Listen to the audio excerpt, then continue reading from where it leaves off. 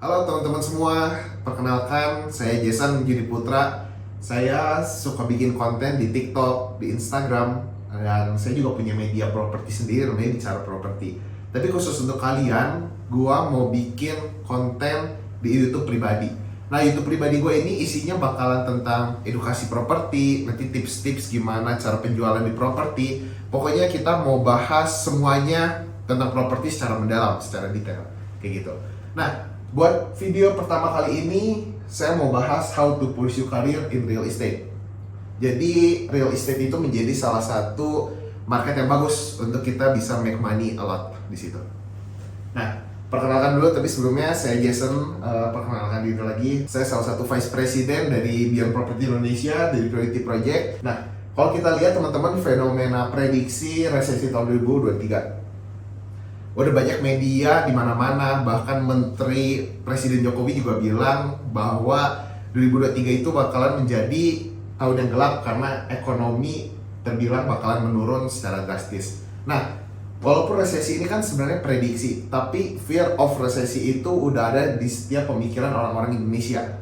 Sempat satu kali saya buka TikTok saya, sosial media Instagram, itu bener-bener nge-slide kontennya semuanya tentang resesi. Itu pernah banget, kayak sekali buka TikTok itu 4-5 konten nge-slide semuanya tentang resesi. Nah, kalau kita lihat walaupun prediksi resesi ini tahun 2023, tapi fenomenanya beberapa kejadian udah mulai terjadi dari sekarang ini. Kalau kita lihat yang pertama, BI rate itu naik ke acuannya jadi 3,75. Per hari ini 17 November 2022, sekarang BI rate menjadi 5,25%. Artinya ini naik 1% dari 2 bulan yang lalu. Nah, BI rate itu ngaruhnya ke apa? BI rate itu ngaruhnya ke bunga KPR kalian. Bunga KPR kan ada yang fix sama floating. Nanti bakal ngaruhin bunga floatingnya kalian bakal lebih cenderung naik, kayak gitu. Nah, tumbang dan terkapar, rupiah tembus 15.400. Udah gitu kalau kita lihat hari ini, sekarang $1 US itu mencapai 15.700. Bahkan kayaknya bisa sampai 16.000 deh. Tapi jangan ya, amit-amit. Udah gitu resesi global, banyak media yang ngomong makin nyata. Menteri Bahlil sebut ada tanda-tanda ekonomi cerah di tahun 2023. Pokoknya bener-bener 2023 itu dibikin gelap banget, kayak gitu. Udah gitu ada fenomena yang lagi viral di saat ini, yaitu startup yang lagi berdarah-darah sehingga mereka melakukan PHK besar-besaran. Kita lihat suku bunga terus naik, tadi kan sekarang udah jadi 5,25 tuh. Sempat naik ke 4,25, tadi udah 3,75, naik 4,25, 4,75, sekarang 5,25. Kalau kita lihat, siap-siap gelombang PHK diprediksi makin besar. Kalau PHK terus terjadi dan dalam volume yang banyak, artinya angka pengangguran di Indonesia pun kayaknya relatif bakalan naik. Gitu. Shopee itu awalnya mereka nggak mau ikutan tren fenomena PHK ini. Awalnya kan Gojek, Tokopedia, tapi akhirnya Shopee juga ikutan, kayak gitu. Microsoft PHK hampir 1.000 karyawan. Gelombang PHK masuk Jawa Tengah, 20.000 buruh terseret, kayak gitu. Nah, bahkan yang lagi viral kayak Mark Zuckerberg, dia kan lagi running Meta, Facebooknya jadi Meta, dia kayaknya mau berencana pecat atau PHK 17.000 karyawan. Dulu pas gua kecil, bukan pas kecil sih, pas lagi remaja, gua pengen banget target kalau udah lulus kuliah kejar kerja di startup, perusahaan startup kayak di Shopee, kayak keren kan. Nanti kerja di SCBD, kayak Koko Karir, 9 to 5, kayak gitu. Nah, tapi teman-teman, dibalik semua kegelapan ini, dibalik semua fakta-fakta yang udah kita terima saat ini, ada satu peluang di mana kita bisa make money a lot di situ, yaitu properti. Nah, why properti kita bahas di sini ya. Why properti yang pertama adalah money. Kenapa money? Ya, ketika kita mencari pekerjaan, kita lulus kuliah, fresh graduate, mau cari kerja, pasti kita kan nyari gajinya yang paling besar. Ya, di properti ini money yang pertama. Kenapa? Karena kita bisa make a lot money di situ. Kenapa ya bisa bikin make a lot? Yang pertama adalah stigma. Stigma orang Indonesia, stigma anak muda sekarang. Dulu pas kecil dikasih tahu sama orang tua kita kan, kalian nanti kalau udah lulus kuliah, udah kerja, cepet-cepet beli rumah, kayak gitu. Nanti kalau ada mau nikah, nanti mertua ngomong udah punya rumah belum? Jadi stigma orang Indonesia buat beli rumah itu masih luas banget, kayak gitu. Stigma buat beli rumah. Yang kedua adalah small capital. Small capital sebenarnya bisa gue bilang hampir nggak ada modal sama sekali, karena modal kita adalah nanti modal ketika kita melakukan promosi, kita melakukan iklan. Tapi bayangkan kalau teman-teman udah punya networking yang luar biasa, Misalnya teman-teman punya temen yang orang tuanya lagi nyari aset, orang tuanya lagi mau jual-jualin asetnya. Di situ kan teman-teman udah jadi poin plus teman-teman ketika masuk di bidang properti ini. Yang ketiga adalah low risk. Low risknya paling apa sih resiko di properti ini? Misalnya kalian janjian ketemu klien jam 3, tapi kliennya ternyata datang jam 4, ya resikonya di waktu. Misalnya klien janjian jam 3, ternyata kliennya nggak datang, kalian udah datang. Kayak gitu. Low risk. High profit, ini dia high profit. Nah, sebenarnya di balik high profit ini ada satu tujuan yang mulia, yaitu menolong orang.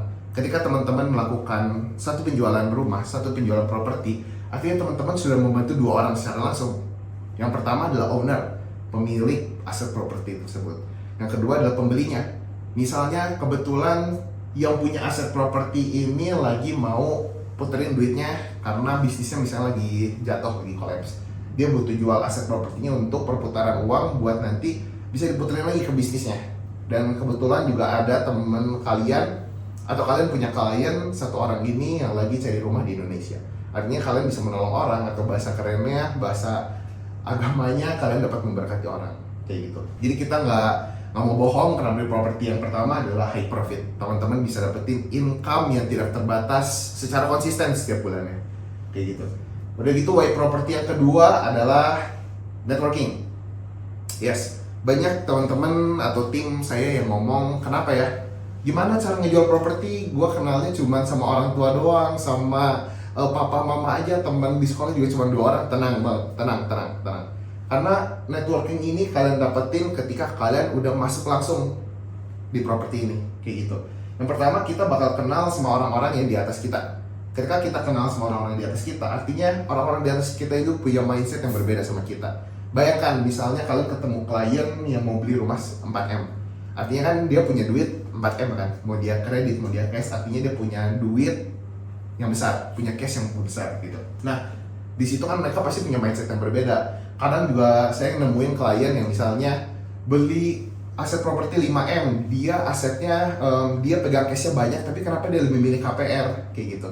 Nah, kita bakal kenal sama orang-orang di atas kita. Kita bisa kenal sama manajer-manajer, sama yang punya perusahaan ini, sama yang punya toko itu, toko ini. Dan kita juga bakal banyak networking sama orang-orang bank, kayak gitu. Yang kedua adalah circle mempengaruhi kamu. Ketika kamu kuliah atau dimanapun kondisi kamu sekarang ini, misalnya kamu satu circle sama yang suka ngeluh, ya lama-kelamaan kalian juga bakal jadi orang yang suka ngeluh.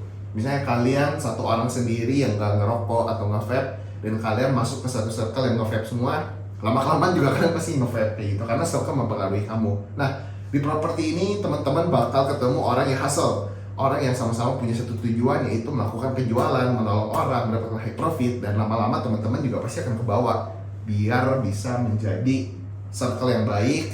Kita punya aliansi kayak gitu.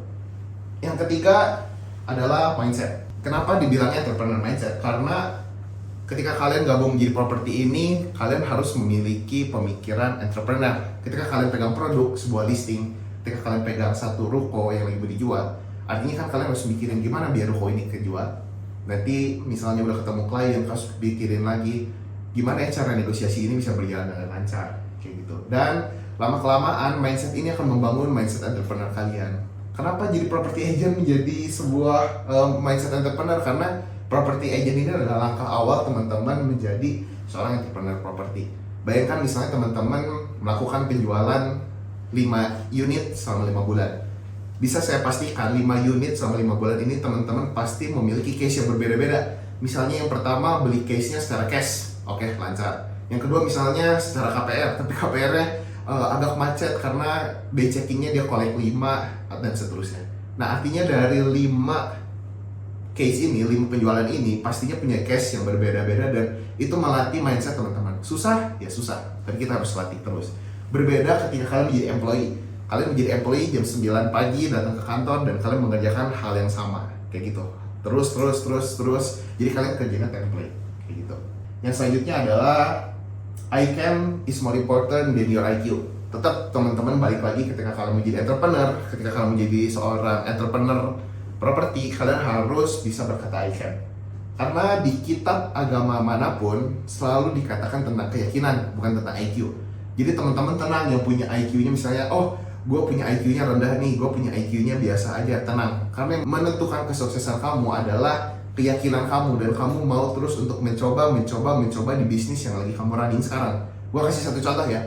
Waktu itu ada pembuat pesawat namanya Wright bersaudara. Dua orang bersaudara ini sama-sama mereka punya tujuan, punya visi. Mereka bakal bisa bikin satu transportasi yang bisa melewati laut, bisa melewati udara. Dan pada zaman itu tentunya mereka berdua diketawain, dihujat lah mungkin kalau bahasa netizen sekarang. Mereka dihujat, mereka diejek, gak ada yang percaya sama mereka. Mana bisa bikin teknologi sekeren itu. Tapi akhirnya dengan keyakinan mereka lah, dan mungkin mereka bukan orang yang punya IQ tertinggi di bumi ini, tetapi keyakinan mereka lah yang membawa mereka bisa bikin pesawat itu. Dan sampai sekarang ini pesawat bisa menjadi transportasi yang kita terus pakai setiap harinya, setiap minggunya. Udah gitu ya, jadi sekarang bolanya di teman-teman. Tadi kan kita udah bahas why property, ada 3 poin. Kita udah bahas resesi di mana-mana, kita udah bahas suku bunga yang terus naik. Sekarang bolanya di teman-teman. Teman-teman menjadi seorang entrepreneur atau menjadi seorang employee. Bedanya apa sih? Intinya entrepreneur itu yang tadinya nggak ada menjadi ada. Yang tadinya misalnya bisnis kopi ini nggak ada, tapi jadi ada karena entrepreneur. Sama employee itu adalah yang tadinya udah ada tapi dibagusin.